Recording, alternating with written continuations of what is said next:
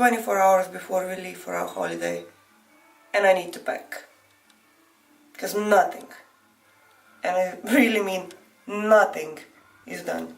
Still running my washer, making the list so we don't forget stuff, and yeah, crack on.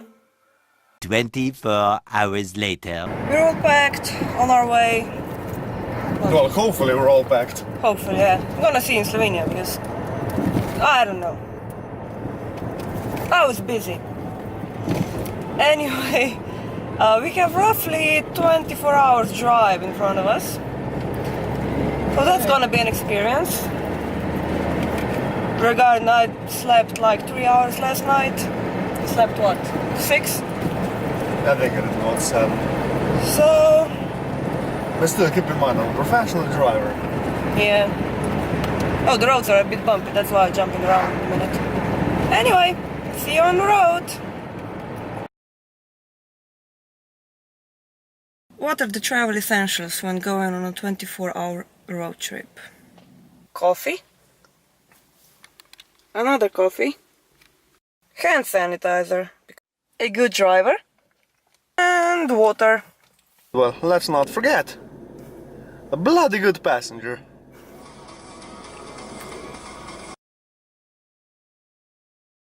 Right, so we said, why not make this vlog a bit more useful? Informational nature, yeah. So basically what you need for a road trip to Europe is emergency triangle.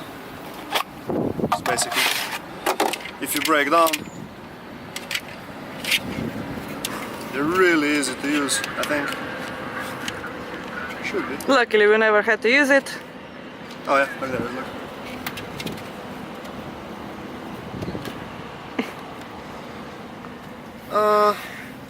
Spare bulbs, because in case anything dies, you need to change them. The stick is for the lights, because obviously in a British car the dipped beam pattern goes basically to the left hand side, which dazzles oncoming drivers, since in Europe you drive on the wrong side of the road. So I just basically put this on the headlights, which will show a bit later how it works. The French require you to basically have your own breathalyzer test. I think it has to be LH approved. NF approved. NF approved. Yeah. NF approved. I'm not sure, to be honest, because I think it was never actually passed on as a law, well, at least an enforceable law, but never mind, we got one anyway. High vis, well, basically you need to have as many high vis vests in the vehicle as The passengers. there are occupants, so yeah, basically there's 2 of us, we need 2, which we obviously already got in the front seats, but this one's still kind of like Spare packed, so, one. yeah. And first aid kit. First aid kit, yeah. Which hopefully no one ever needs. So yeah, that's just a bit about the bits and bobs that are required by law. If you don't have European registration plate, you'll need this. It should be on the back of a car, but it's magnetic, so we don't want to lose it. Yeah, I don't trust it. But so we saw this. It's a fire extinguisher, and we just thought it might make a lot of sense to actually get it. Because I mean, it's not necessary in any of the European countries we're going to, but you never know. So it's kind Safety of first. So it's kind of a useful thing, yeah, to actually have in your car, no matter you're traveling just to work 5 miles or if you're going on a 2,000 mile road trip.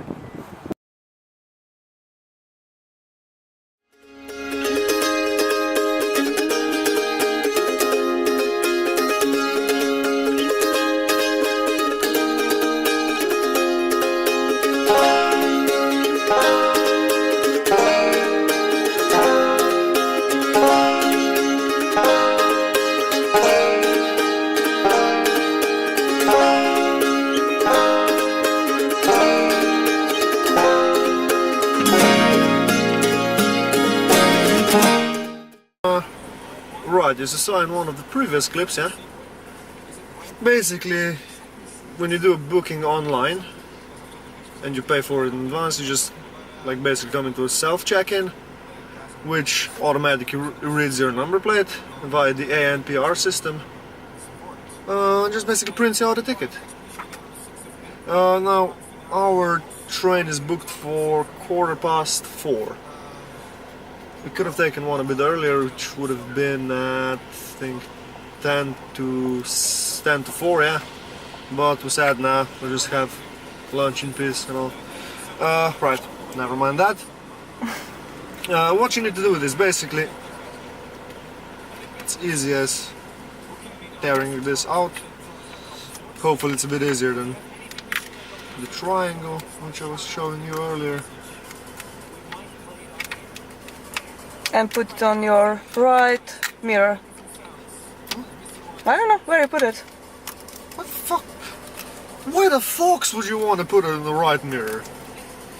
Doesn't say put it on the mirror. What mirror? Well, so no one can nick this from you, and everyone can still see it, innit? Oh, okay. You put it on your right mirror. Look at the little guy. Man is going to France, like.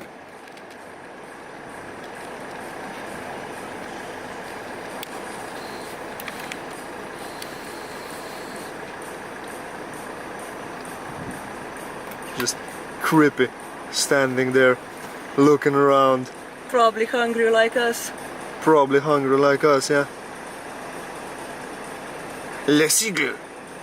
Right, so according to the big screens, they've already called for number M, well, letter M actually, which is us, so yeah, time to go to border control and hopefully not repeat what happened last year with the Frenchman. That's a story for next time. That's a story, yeah, that's a whole different story, so crack on then! Border control went smoothly and safely. So We're the not minute, carrying any explosives or bombs. yeah, we were in the safety check for explosive residue, firearms residue, stuff like that. So actually, I liked it. Took us a few minutes, but it makes you feel much safer to have a thorough check on every vehicle. So. Anyways, now we're waiting to finally board the train. And surprisingly, the check was done by the Englishman, not the Frenchman. Yeah. Now we're waiting to board the train, and I'm a bit scared because I really don't like small closed spaces, especially not underwater. ETC. So yeah, see you in a bit.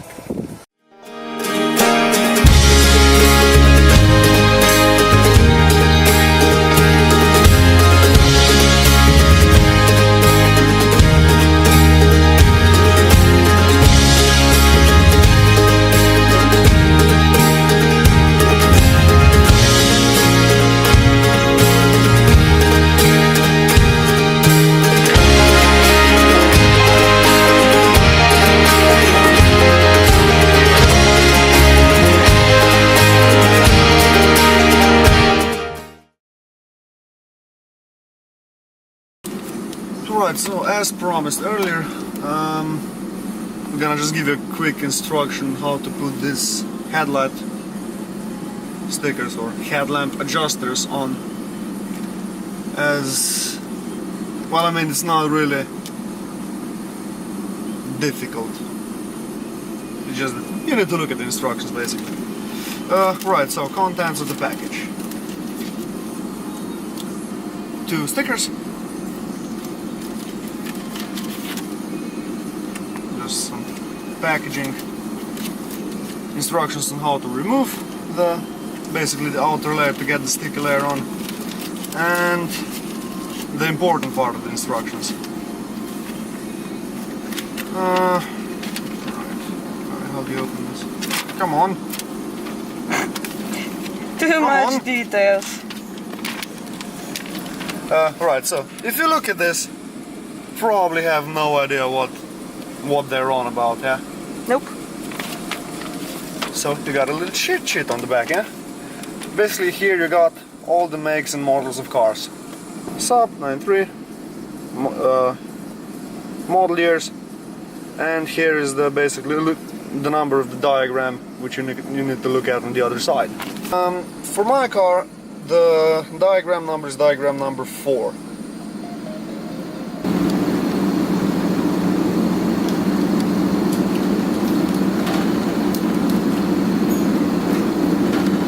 A little longer than a few minutes later. Yay! End of the ride. Yay, friends! Bonjour! So what's the plan for the road now?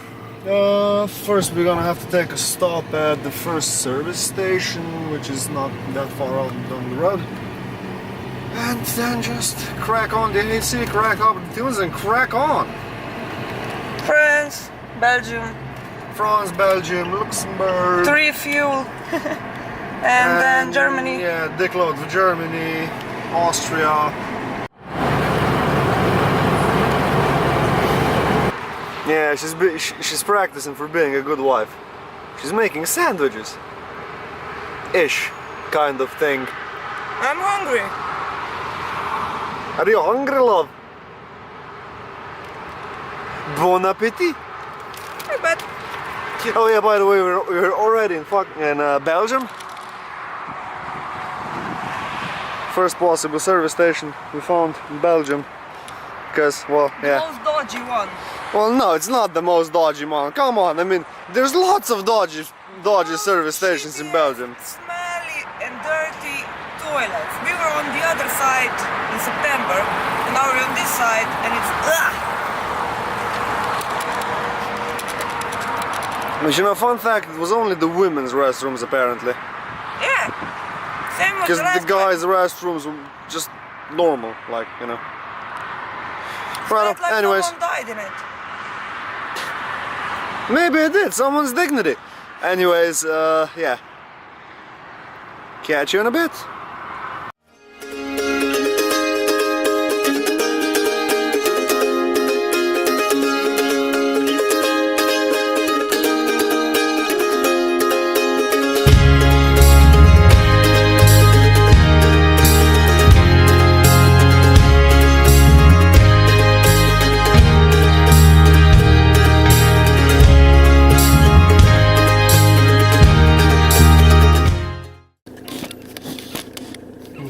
Just run over a dog? Oh, no. Well, guess who's not a good boy?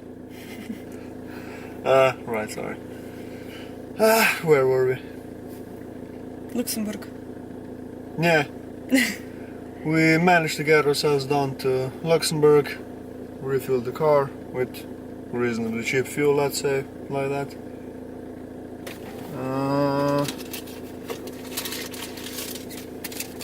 Fuel here costs 1.257 euros per liter, and that's the expensive stuff. Expensive diesel, yeah. Yeah, then performance diesel, because it is a performance car.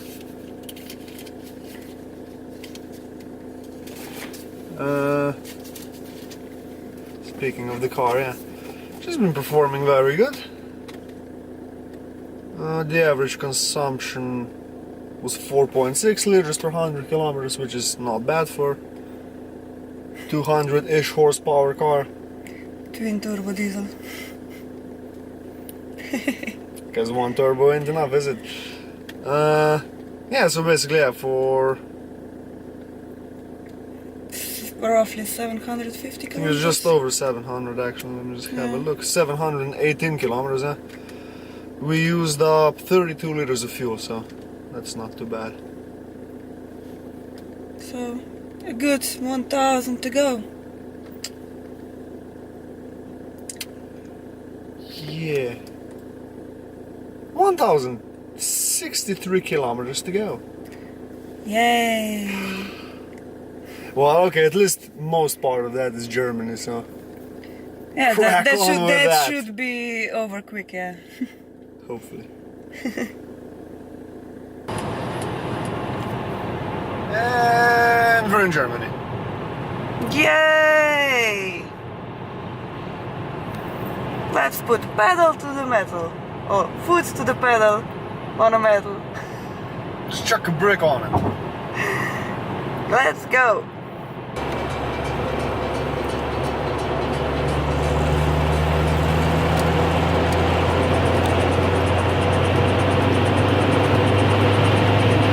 Seconds later.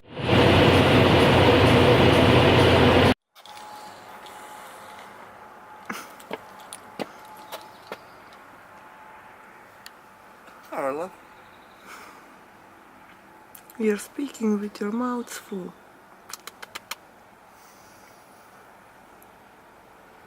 What a terrible example for our future kids, eh? Uh. Don't do that.